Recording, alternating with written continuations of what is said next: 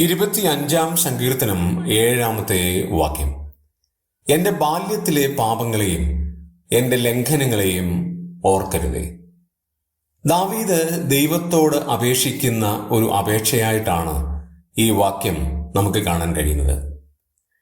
തന്റെ ജീവിതത്തിൽ ഉണ്ടായ പാപങ്ങളെ സമ്മതിക്കുകയും ദൈവത്തിനു മുമ്പാകെ അത് ഏറ്റുപറയുകയും ആ പാപങ്ങൾ ദൈവം ക്ഷമിക്കണമേ എന്ന് അഭയയാചന ചെയ്യുകയുമാണ്.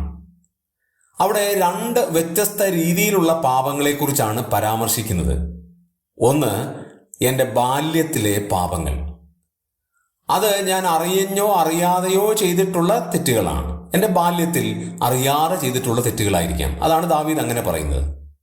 എന്നാൽ രണ്ടാമത് പറയാണ്, അതിൻ്റെ സമയം പറഞ്ഞിട്ടില്ല, പ്രായം പറഞ്ഞിട്ടില്ല, എൻ്റെ ലംഘനങ്ങളെ ഓർക്കരുത്. ബാല്യത്തിൽ ഒരുപാട് കുസൃതികളും കുറ്റങ്ങളും ഒക്കെ വന്നിട്ടുണ്ടാകാം. പക്ഷേ ബാല്യം കഴിഞ്ഞപ്പോൾ തൻ്റെ ലംഘനങ്ങൾ ഓർക്കരുത് എന്ന് പറയാൻ ദാവീദ് കാണിച്ച മനോധൈര്യം എത്ര വലുതാണ്. നമ്മളും ദൈവത്തോട് പറയേണ്ടതും സമ്മതിക്കേണ്ടതും തന്നെയാണ്. ദൈവമേ, എൻ്റെ ലംഘനങ്ങളെ ഓർക്കരുത്, അത് അവിടുന്ന് ക്ഷമിക്കണം.